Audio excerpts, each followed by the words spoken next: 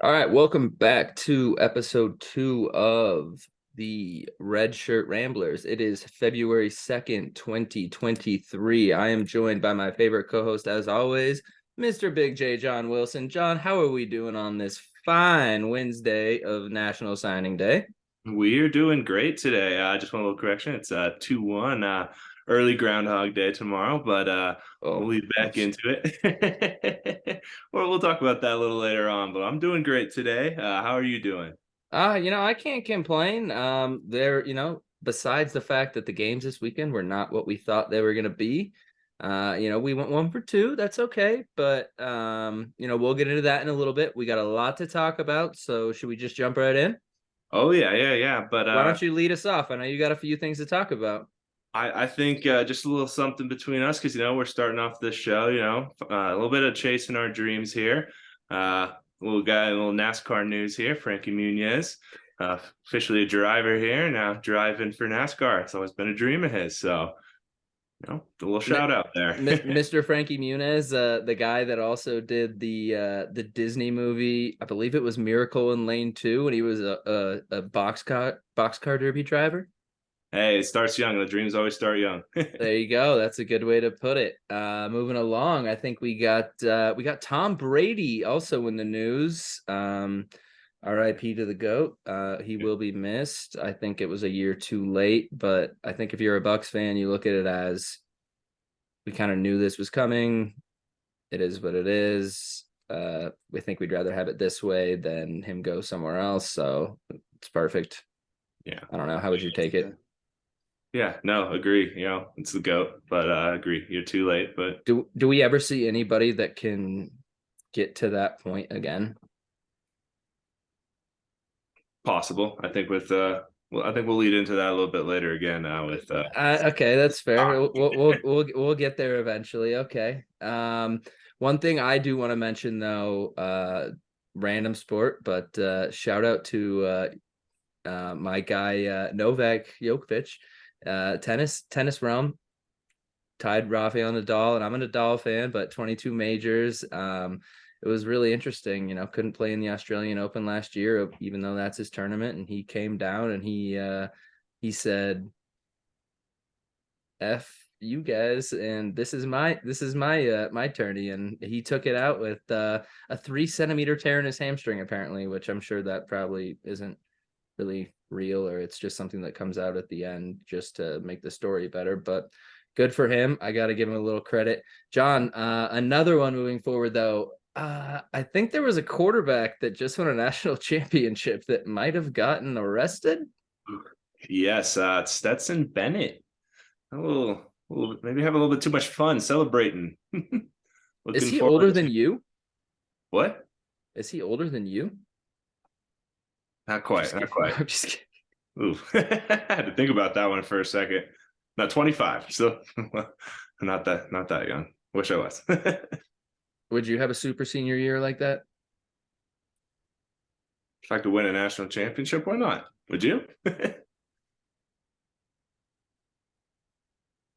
If I won a game, I would probably do that in the SEC. I mean, he's got 2 national championships, not just one. Yeah, not Let's just not one. forget that. He's got a good story. I mean, the dude was at his buddy's house and they got in an argument. And just like we have before, I think everyone has done that with their friends. Got in an argument. He left, walked down the street. He was a little intoxicated and he happened to knock on the wrong door. At least he didn't pull the Von Miller Halloween party Chad Kelly and go sit in someone's house after he broke in and someone tried to attack him with a vacuum. Is what it is. Yeah, it's It unfortunate, but it's hopefully he moves on and talking some maybe draft here in the future. right, exactly. I don't know where I don't really know if he's a draftable prospect, just given. But I mean, you never know with guys like Brock Purdy and folks like that. I mean, who knows? Someone like Tanner Morgan from Minnesota that's going to come out could end up blowing up, and you never know. You get in the right system, but Brandon Whedon got drafted at like 28 or something like that, didn't he? Maybe older. I believe Brandon Whedon was 28 because he was the Oklahoma State quarterback that played Oh, with like Justin Bull. He was either Justin Blackman or which one was first, Blackman or Bryant? I don't remember.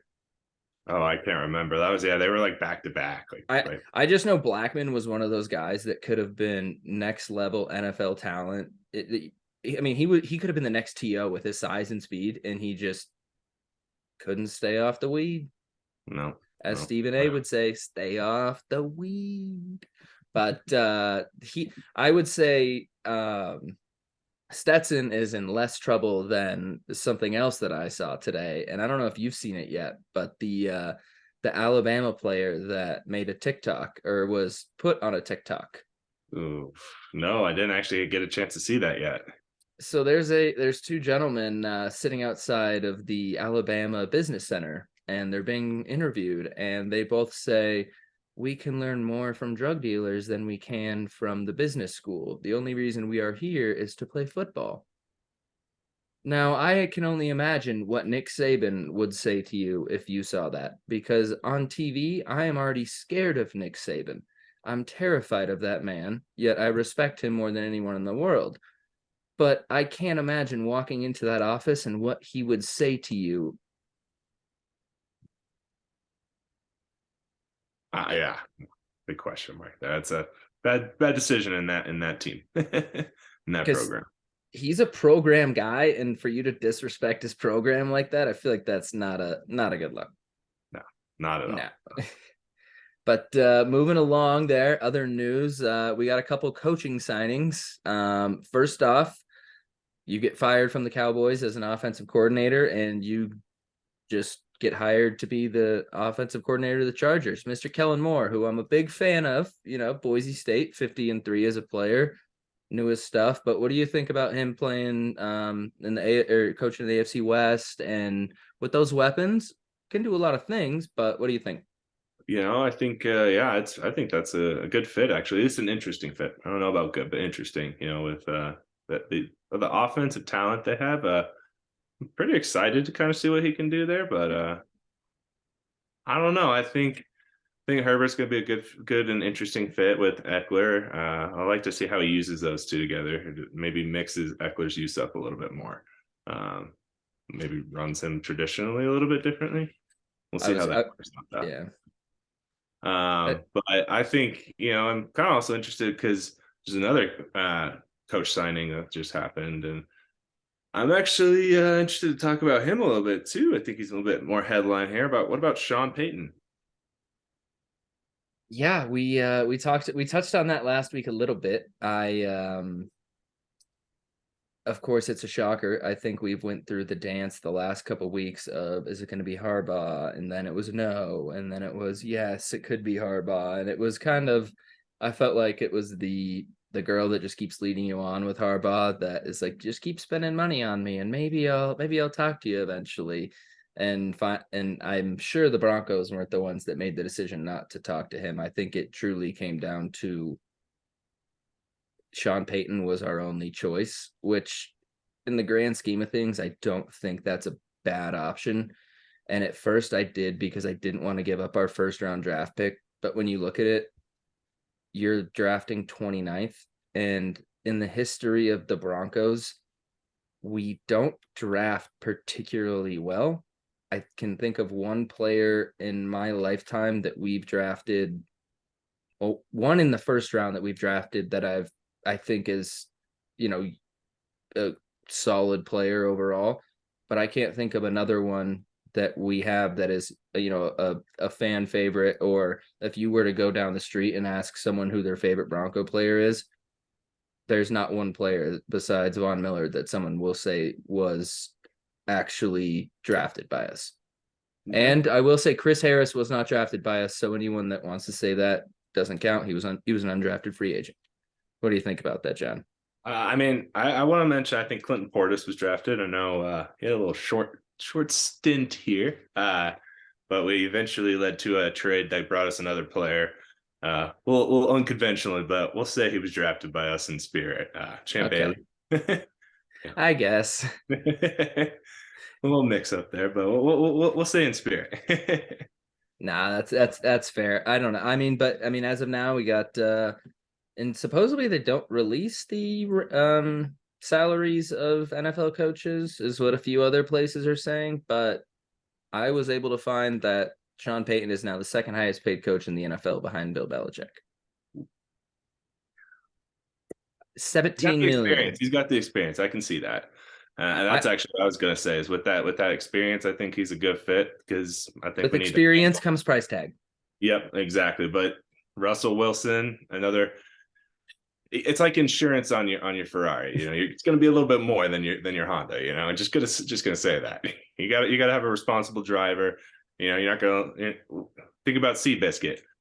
Got to have a responsible rider for him, a little good jockey. Tobey Maguire was riding Seabiscuit. What are you talking about? That's not a responsible driver. He's a great Spider-Man. Second best Spider-Man. Moving along, though. All right. So I guess we have, since Sean Payton is going to be coaching the Broncos, he's going to have to be attentive about, a lot of draft things like that. We have the East-West Shrine Bowl coming up, or just happened, or will be coming up tomorrow. And then we have the Senior Bowl on Saturday. We will get into those next week on our next segment, but I really hope Sean is digging in and getting into that, because if not, if we go through another bad draft cycle, that's just the Broncos MO. And I think that's the worst part about being a Broncos fan, is having to continuously hope that, maybe we'll go through the draft. And you and I love to do that. We love to pick apart college tape, and you see a guy get taken right before you and you just crumble. Yep. Or you look back and you say coulda, woulda, shoulda, where we take Bradley Chubb, who was a great player, and we traded him for that first round pick. Yet who could we have had instead of Josh Bradley Chubb? Josh Allen. Yeah. And shout out to Jeremy Ansa, one of our followers. He actually he called me and made sure to know that we could have drafted Micah Parsons instead of Patrick Surtain. So thank you, Jeremy, for tuning in last week. I really appreciate it. John, I know you have a lot to talk about today, though. You've been in the lab watching a lot of these recruiting rankings, figuring out what's going on with our beloved Buffs here. So not only them, but everything else. So I'm gonna turn it over to you for a second and let me know what's going on right now. It is National Signing Day, and obviously we're hoping for something. So what do we got? Yeah.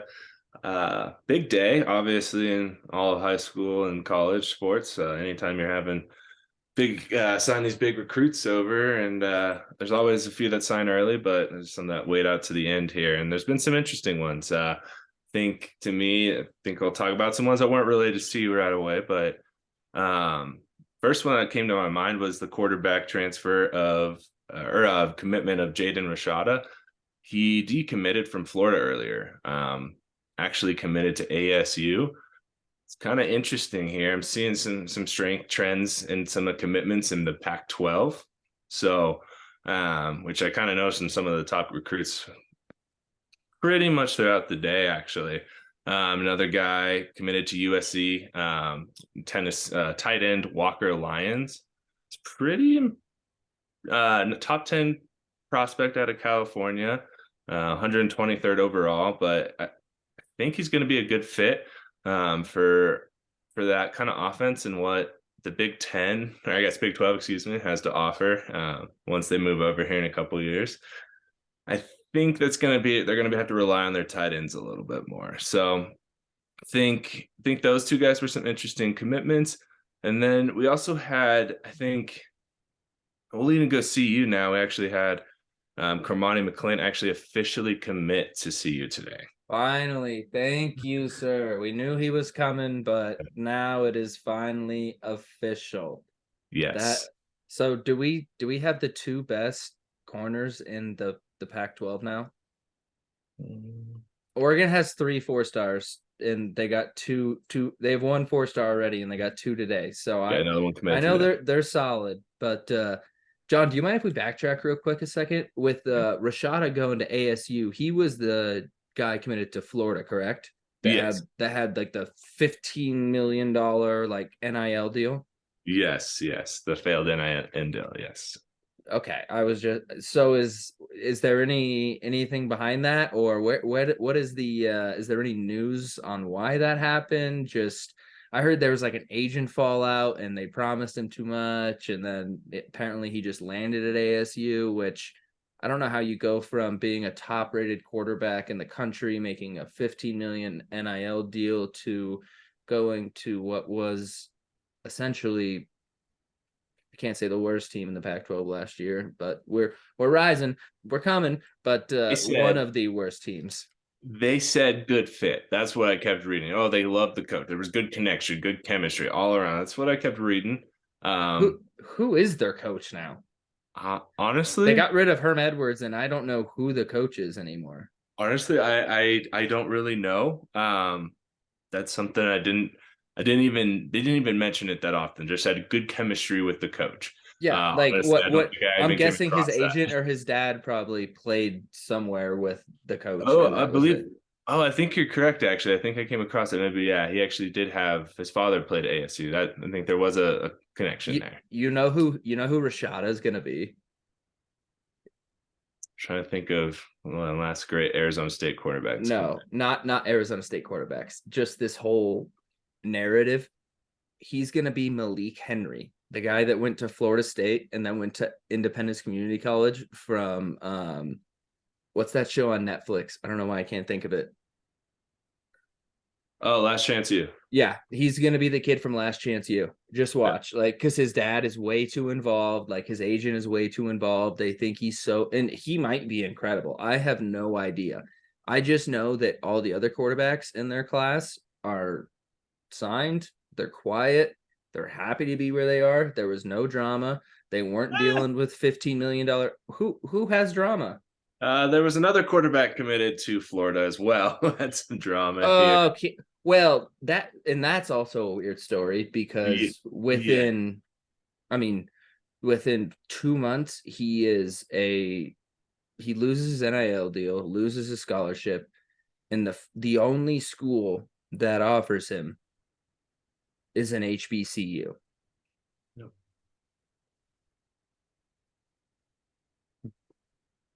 They pulled it. They pulled it. Wait, the HBCU pulled it? Yeah, I think he ended up signing today with somebody. It didn't come across who, but I believe he did. But like, can you imagine being that HBCU that offers him and like, yeah, we did this, but I don't know. We're moving away from that topic. We're not getting into that one. We got other stuff to do. All right. So our top 10 classes, those are pretty. I mean, there's nothing that sticks out to me. No. I don't really see anything crazy in that aspect. The only thing that bothers me about the classes today was just the fact that CU dropped so many spots. But again, like we talked about, that was expected. I think overall a great recruiting class though from CU. I think a little hidden gem in there was running back Dylan Edwards from Kansas, actually. 173rd overall. Is he the really fast guy? Yeah, and I'm wondering a blazer. I'm wondering if there's another coach that we may know that might be connected, getting him in Hagen. Darian Hagen might have had a connection there. I'm wondering because he's a great coach and always has connection with running backs, seems to. So he's the greatest running. Anyone that's I guess Rashaan Salam I guess he played quarterback, but Darian could have been the greatest running back in CU history, but he was. Let's be honest, he was a running back that played quarterback. Different era, though. Different era. But he, you know what play I'm talking about. The coolest play that I've ever seen was when they were playing Tennessee at home, I believe. And they were at like, they were going towards Dow Ward, the north end zone. Yep. And they were like 30. They were at like the 30, and Darian was getting tackled, and he just like pitched it like to the side, like downfield pitch.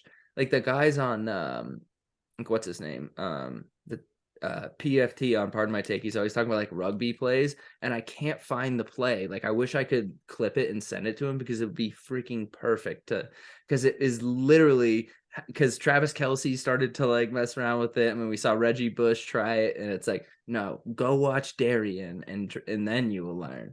Because the option and like trying to pitch, it's not easy. Like it's a true like it's an art form, but. All right, so and there's another quarterback we'll talk about that utilized it very well this last weekend. Mahomes. I'll just say it outright. Mahomes got a great little shuffle pass there. He didn't run any options, I know, but that little flick, he knows how to do an option. I'm not sure what you're talking about, so we'll have to get into that. But since we're on CU, I think we should go through the let's see, what is the over under on this year with our recruiting class? They're giving us 3.5. I thought they updated it to 4.5. 4.5. Oh, they gave it. You're right. Oh, you're right. You're right. They did give us 4.5. All right, so 4.5. That's fair. I mean, when you sign 45 players and you're basically filling out finally a scholarship roster like Kansas just did, exactly. It makes sense. Hopefully they make our win total a little bit higher. Kansas was like 1.5 last year. I wish I would have hammered that. They won like 6 games. They won 6 games. The quarterback that was so underrated. He's really good. Yeah. But so let's see. Week 1, we're at TCU. I think here's the thing. I say overall we're going 6-6, 7-5. I think we're having a bigger turnaround than 4.5 wins. I think that's just the fact. If we're going, so where are your wins at? So give me them. Nebraska. Wait, so we lose to TCU. I think that TCU is a loss. I really do. I'm gonna take. We're going down to what are they in Arlington? Fort Worth. We're going down to Fort Worth. That's Deion's territory. He's bringing the Louis. We win in that game. That's one. Nebraska is another. Colorado State is another. Easy. Oregon, we're going to lose. USC, I think we win. I put a 50-50 on that one. I think we have a chance, but I still put a 50-50. Yeah, I think with Deion as a coach and just how, and there was something that I saw today about how like Deion's been through the player process, the recruiting process, like something about the pro process. It just is like I am fully bought in on him. You see, I mean, you were the one that sent me the video of him with Peggy, and Peggy is just a doll. Like, and then you see the other videos about him, like how he's like, I got to, like, even today there was one released after signing day. He's like, I want to be here. He's like, this is. No, he loves it. Yeah. He's like, I never realized what Colorado was about. I played here a couple times throughout my career, but I never been to Vail. I never did this. I never did that. I think he's engaged. He wants to build this. And we talked about like, oh, how many years does he have? How many? I don't know if like it's how many years he wants to be here. I think it's how many years like he wants to be here until he decides to stop. Yeah, that could be true. That could easily be true. He hasn't even seen, because he had their summers in Boulder yet. Boulder is an incredible. I mean, we were up there we were up there for every season. We know what it's like. He hasn't experienced all of that yet. It's almost like he is building his home. Which obviously you're gonna build a house, but like he's talking about things like, I want to build a yard so my dog can run outside. It's not disingenuous things, just my next paycheck will be my next stop. You can tell he's bringing people from the South, from the West Coast, from the North. He wants people to experience this for themselves as well, in a way, and build a program. It's like, this is his little gem in the Rockies. I think that's what he's trying to say, fits, That's a good point. But all right, so now we got 2 wins, John. I got 3. You got 2. I'm up to 2. I'm up to 2 right now with a 50-50 chance. I don't even count USC, but I have 2 right now. All right, Arizona State, I'm taking a dub. I'm taking a win there. Stanford, dub. So I'm already over there. I'm 4 there. Yep. I'm still on the UCLA, Dorian Thompson-Robinson gone, so I think we can get that one. And I still put a nail there, just to be safe. Just to do the schedule thing. Okay, Oregon State. I actually still put a 50-50 chance on that one. I'm wondering if there's some momentum there. There's some talent that we still don't know about that came from. But as we'll talk about next week, there's a few players that they're losing that I think really helped impact the revival of that program. But I do think Oregon State is better. And again, to your point earlier, the Pac-12 is definitely starting to get a little bit more of the wish-wash kind of players that are between maybe a Big 10 or a Big 12. People are starting to lean a little bit more West Coast, I think. And I think Pac-12 after dark is going to get a little bit more eyes on it this year. I'm hoping so. I think Pac-12 after dark is one of the best college football experiences that you can have. I think it's just you. It's oftentimes just you, your dog, and the TV. That's how I experience it. And it's just great. It's 55-54 in double overtime, and it's Oregon State versus Washington State, and it was back when Mike Leach was yelling at the TV or at the the refs, and you're just sitting there at midnight like, what is going on? And then your parents or your girlfriend or whatever is like, will you please just go to bed? And you're like, no, I have $10 on this game. And she's like, oh my gosh, I hate you. The dog gets it though. Exactly. The dog will always love you. But then we got Arizona, Washington State, and Utah to close it out. I think we go 2-1 there. So I think we go minimum we're 6-6 there. I think we lose to Utah just because Utah brought back what's his name? Is it Redding? Is that the quarterback's name? Cameron Cameron Rising. That's it. Okay. Well, so you think 6-6? Minimum 6 minimum. I'm going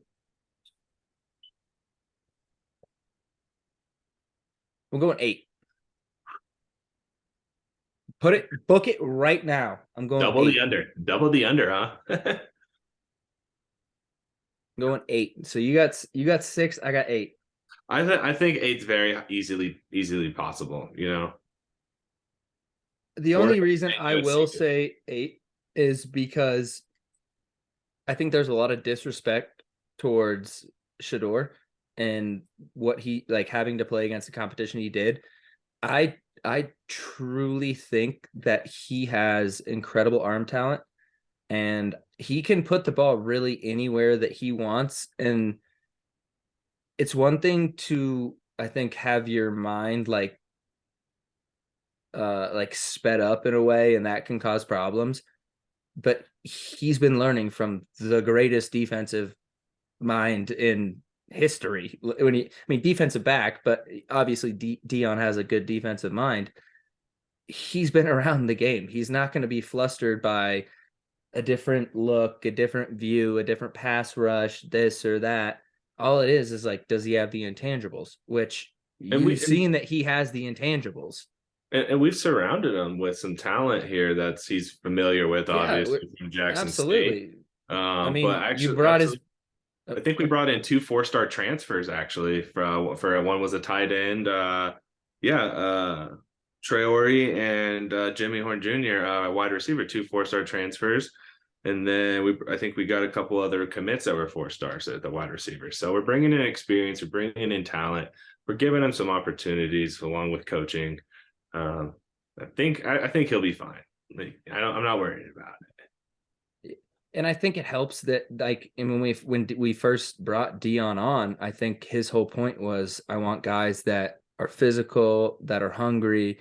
And what you saw was our class, the reason our transfer class is so strong is we're bringing in a lot of guys from very premier D1 programs, Alabama, Arkansas, places like that. And it's not like we're bringing in guys like you and I as freshmen that need to be developed and need to, be in the weight program for X amount of years or, do this and do that. These are guys that are ready to go. And that's why I truly think that 8-4 is really not that crazy of an idea. And could be, look at TCU. I think they were 2-10. Something like what? 2-10 or something like that before. Well, they were 2-10 and their projection was 4 wins. And you never know. You light a fire and then see what happens. And I just know that there is not a better leader of men in this country, just from what I've seen, than Deion Sanders. And Agree. because I agree. Absolutely. 100%. everything is from not even from the book, it's from his book that he created. And the coolest thing though, I think, is just love how he's just be a gentleman, do the right thing, dress nice, go out and ball. Like that is the cool, like he's just so simple yet he's so humble for such an awesome dude. Yeah. Yeah. Oh yeah. And you saw that in his experiences when he's traveled around the town and sat down with Peggy. I mean, just awesome. Just really awesome how he's really integrated into this community of Boulder and the Buffs. And I think he's really going to lead this program to the next level. I really do. I just signing day here. Just I missed one guy that I forgot to mention in here. What about Jace Feely, little kicker here, little kicker action? Okay, yep. I forgot to mention it. We're even getting some legends here, some legends of former NFL players here. That's true. The dads are connecting with the other dads. It wasn't Jay Feely his dad. Yeah, yeah, another kicker. That's funny. Oh yeah, well, shout awesome. out. But all right, so before we move on to a few other things that happened this weekend, what do you have to say about how long do you think it would take us to get to the playoff?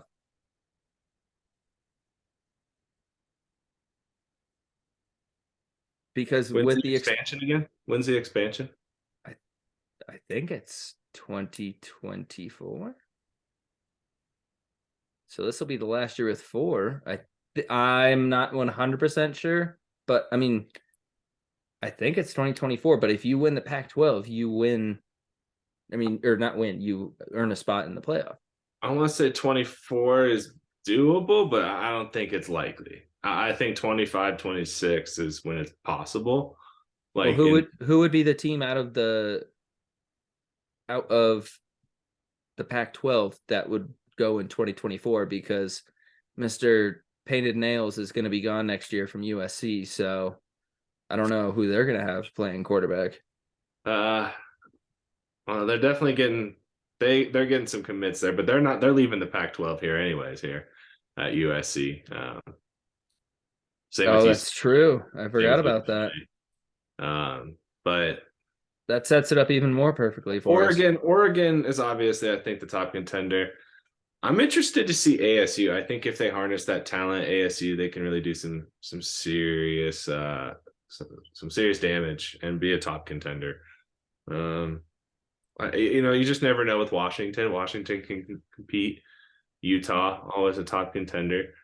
We'll see if they add anybody and before, so they don't become the Pac-10. But I think that's the big question mark for CU.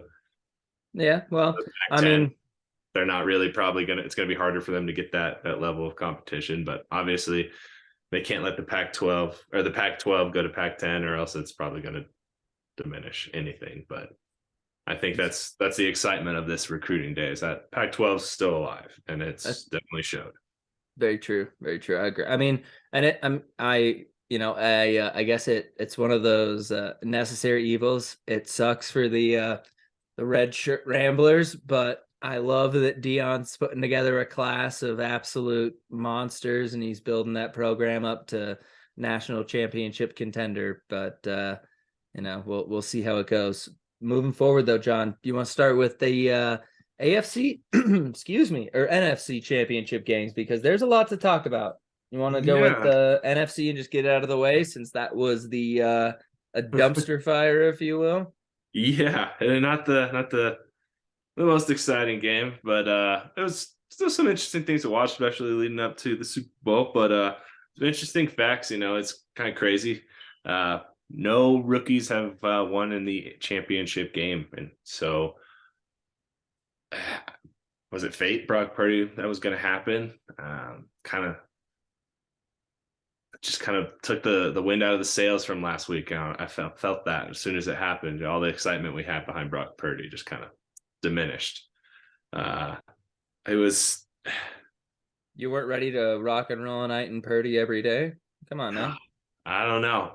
I think he's still a great quarterback. I'm not really diminishing for next year, but just how we were riding him from last week. But you see, they said Jimmy in the press conference today, Shanahan said Jimmy G will not be on the team next year, so it's going to be Purdy and Lance. Ooh. They're going to give it to the draft pick. They're going to give it to the draft pick, the edge. But I think Purdy stands a chance, but unless he might get traded too. There's always that possibility. So I'll take him to back up Russell in Denver.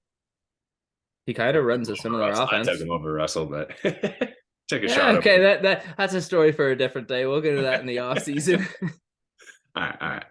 But I just felt from that after that, those injuries, I think San Francisco's just really struggled with that over the past few seasons, and just key injuries at unfortunate times. And you could see as soon as he got hurt, their sales went out, and Philly really seized the day. Their miracle season kept going, and you felt it as soon as he got hurt. They were ready to, like a pack of wolves, and the game was over pretty quick. Pack of wolves. Hassan Reddick, after his like third sack in the first half, or in like the first quarter, ran to the sideline, and the was it Fox that they were on? They like showed like the close up slow mo, and he's just dripping with like drool. It's like I wouldn't want to go against that guy either. I think I would. I think I'd pass on that one. I have one question for you though. So there's so many things going on about like Jalen Hurts, and I mean, I guess the Eagles overall. So the Eagles this year had one of the worst schedules of all time, like their opponents. And then they also had an easy run in the playoffs. Jalen Hurts has only thrown for basically 120 yards each game, which is, I mean, that's not, they run the ball very well, and they impose their will in the second half, which they've done all year. But will it change when they're forced to play against someone who, regardless of the score in the second half, they're going to be able to throw the ball and try and put up points, as opposed to just,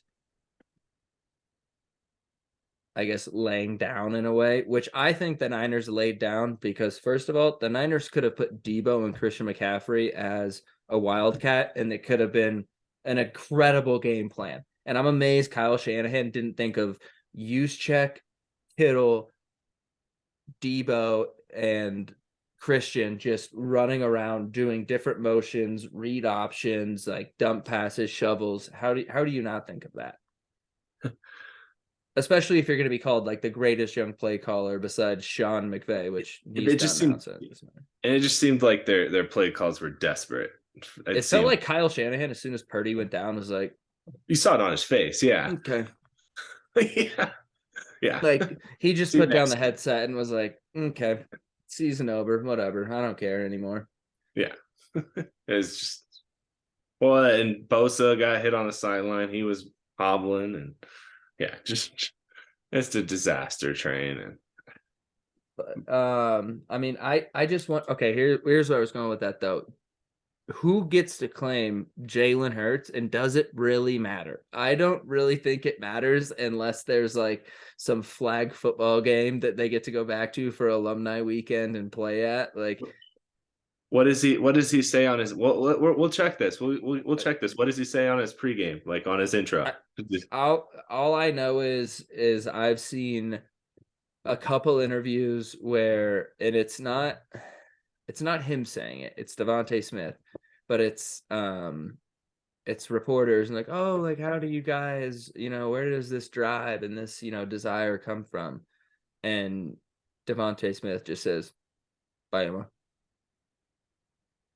It's like, okay, well, that makes sense. And like other ones will be like, so where do you and Jalen like get your guys' like very humble demeanor from? And you're always willingness, you're never satisfied, and you want to keep going, and we will, we'll never stop, and we're just gonna keep grinding. And he's like, we get it from Bama. So Jalen is, Jalen's almost like claiming Jalen as like a Bama guy, which I get like how people can be upset. Like it's like you did bench him, but yet you brought him back in and he won you a national national championship exactly. essentially, or he helped you get there.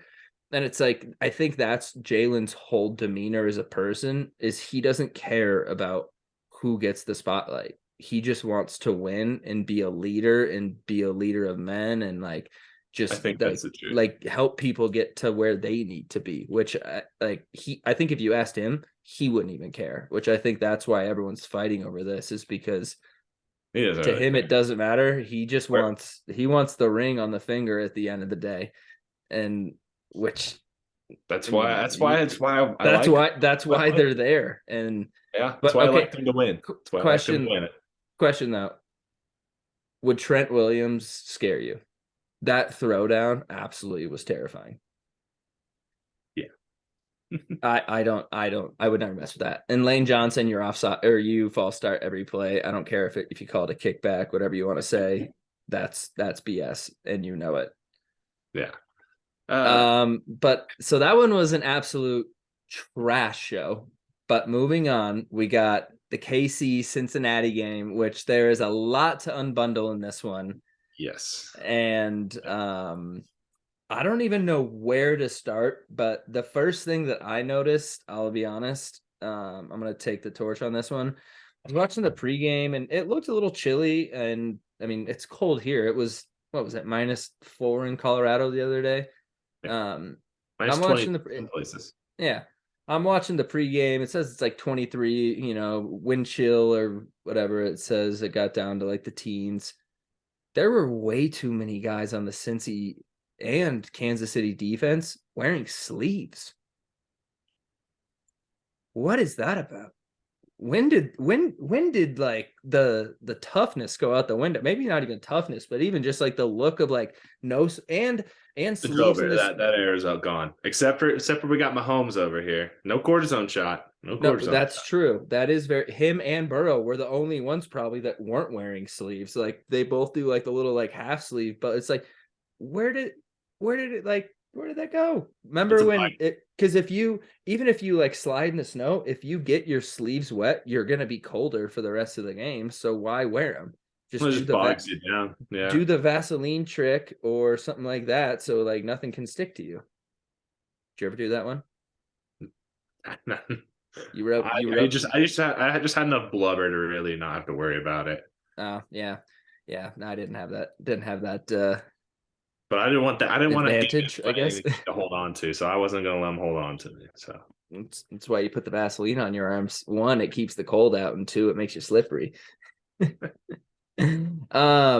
But honestly, that game was, I don't even know where to begin. I thought it was, I mean, the first quarter was absolutely, I mean, Joe Burrow had more, I think he got sacked more than he actually had completions in the first quarter. The Kansas City defensive line is absolutely unbelievable. Destructive force of nature. And I mean, credit to Cincinnati for holding up as they did. And I know I mean, they tried, I guess. It's just like you spend all your money in the offseason doing all of that, and then you just happen to have to throw in two offensive linemen that are, or no, was it two or three that weren't starters throughout the season? Three. I think yeah. the fourth one got hurt in that game too. Yeah. Well, So, and the good news is those guys will come back healthy, and they still have Higgins, Chase, and Boyd all on their same deals. So they have the exact same receiving core. And I don't think there's any way Mixon or Samaj P. Ryan leave. I think Mixon loves it in Cincinnati. He's like the first dude they show in all of their little clips, just jogging around, like yelling at the camera, making it interesting. I think they stick together for a while, and I think Burrow might be the dude that is kind of the, I don't know if you call him Brady. Again, we talked about this last week, and this is a terrible comparison because they're all their own people, but like Burrow has that Brady kind of element where I could see him being like, no, don't pay me. I want you to pay Jamar. I want you to pay him because I want guys to throw to. I could totally see him. He seems too humble to me to be like, no, I want the money. I can get what? Gotta get those marketing deals. Well, he has the marketing deals. And I think that's the thing, is he looks at it as, I know I can't do what I do unless I have you guys. So I want to make sure that you're paid, and if you get paid, then that means I get paid in a way. Oh yeah, for sure, for sure. I think that's. I mean, I think that's ultimately what's quarterbacks have to do if they really want to win rings, and that's what Brady showed. Want to win rings in the 21st century? You have to pick and choose when you're selfish. Well, and it's different than Yeah, like when the quarterbacks like from the days before, like I mean even 10, 15. I mean Brady was probably kind of on the cusp of when the payments and everything like contracts really became a thing, sure. and obviously now we see it with like Mahomes and everybody and Lamar Jackson and how the market is just exploding. Yet I think I don't know. I just truly think that I don't think Burrow wants to, I don't think he would take anything, to be honest. I could see him being like, I'll play for free if we can win a championship. And I know I'm the biggest Burrow homie, but I believe that's kind of his demeanor in a way. Yeah, I could He see just that. wants to ball. I could see that ultimately, but I think time will tell. We'll see how everything plays out with all of the other pieces, the other chess pieces in there. I think if you see, let's say, theoretically, Chase and Higgins leave, Well, they can't leave for might a not be a year, little bit more so selfish, you know? I mean they can't leave for a year. So as of right now, again, it is February 1st, 2023. I am going to take my future on the Bengals right now. Next I'm year, put I'm putting it down. The Bengals 2023, 2024 SB champs. I think they get it done. You know why else? Because our boy comes back next year. Cheeto yeah. getting off that ACL. Ooh, But so I mean, let's I see got a you put question. money on it next year. I'll put some money on it. But I got a question for you, John. So obviously NFL rigged, we have the block in the back, we have the holding, we have this. But yet you can't put yourself in those positions, and one play doesn't decide a game, obviously. Right. And we know that, yet I want your take. You played defensive line, edge rusher. What goes through your mind when you're chasing a quarterback to the sideline, and how do you like can you pull up? Do you even have the ability to do like what are you Yeah, looking at? How I mean, first off, walk me through that.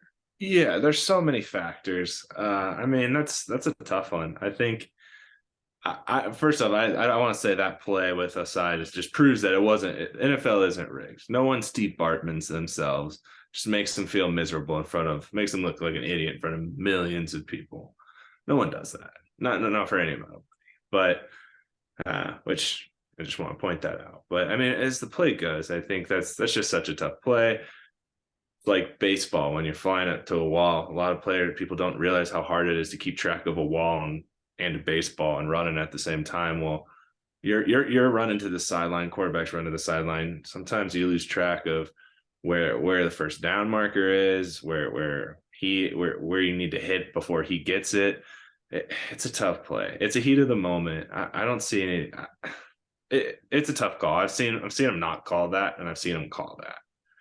I think because it is Mahomes, just like if it were Tom Brady, it's going to get called. But like, maybe Cam Newton and Josh Allen with the more physical running quarterbacks, that's not getting called. Do you and I don't know if it might have just been because of the ankle or just how and Mahomes does this very just the way he runs and holds the ball kind of like he's holding like his milk jug out here, running around. Did you think that when he got right to the sideline, because I listened to Asai's interview and he was like, I was trying to knock him, this way, and Mahomes slowed up. I thought he was like, and he slowed up, and that's why he went forward. Did you think Mahomes looked like as soon as he crossed the line he slowed up because it didn't even look like his feet hit before Asai had like touched him. I mean, I think that's just the natural response. I don't know if it was on purpose, but probably. I think that's your natural response. You hit the goal, you're like, I reached out of bounds and slowed down. It's just like when you score a touchdown, you slow down. That's fair. Whether It it's just looks so unintentional or like it just looks so creative. Like he was like, yeah, give me those extra yards, and I just mean, kind of and just was like waiting for that push in a way. who knows? I mean, it's possible, and I'm not saying it's not. You see, I mean, soccer. he's the craftiest dude you could think of. So I don't Yeah. know about that one, but But I think it's just a heat of the moment play. I like that's such a tough one. I don't think it's. I feel bad for him ultimately. yeah. Everyone's gonna blame him. You can't put him on. I mean, the kid's 22 years old. He's gonna have a crazy career. He's gonna be incredible. He made so many great plays in that entire game. The only one he didn't make, I want to say, he was part of the 3-man play that Pacheco just happened to run around everybody on. I mean, shout out Tony Romo for almost having the craziest slip of all time. If you don't know, go to Twitter and search Romo, and you'll find it. But no, I'm Pacheco. I'm very impressed with him. That dude runs the ball like crazy, and then they just keep spitting out running backs, just keep spitting out players. But so the Super Bowl set, we got the Kansas City Chiefs and we got the Philadelphia Eagles. I haven't looked at the lines. I don't want to look at the lines because I know they're going to shift throughout the week, throughout the I guess next week and a half.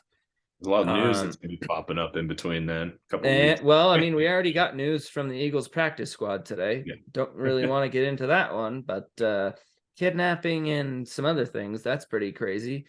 Seriously. But John, in the meantime, are there any other bets that I can place? I think, I mentioned it earlier in the show. It's going to be Groundhog Day coming up tomorrow. Does Puxatawny Phil see his shadow? What am I looking at on that? Right now, got some odds here from betus.com. Right now, we're saying if he sees his shadow as a yes, is plus 225.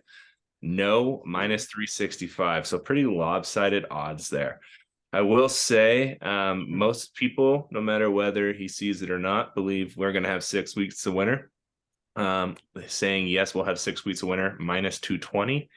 No, we're gonna have an early spring, plus 155. I'm sorry. I want to believe Phil is gonna set us up for a little bit warmer seasons coming up, but I think it's gonna be 6 more weeks of winter. I think I'm gonna parlay the C and the no winter, and we're gonna let it ride.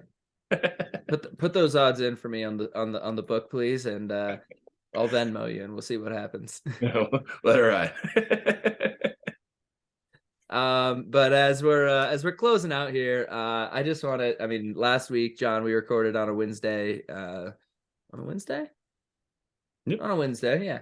And we had actually missed the death of our favorite basketball player of all time, Mr. Kobe Bryant, RIP. Also, we just want to say rest in peace to all the other families that were affected in that experience. But we appreciate all you guys tuning in, and we look forward to next week. John, anything that you want to say to everybody else? Yeah, no, I just want to say thank you guys for tuning in, and we'll see you guys next week for another show. This one will be a Super Bowl focus special, so get you guys up to date on lines, news, everything you need to know before going into that Super Bowl Sunday coming up. Yep, as John said, next week will be Super Bowl, draft, East-West Triangle, Senior Bowl. So y'all get ready, and we will see y'all next week. Thanks you guys for tuning in. See ya. See you next week.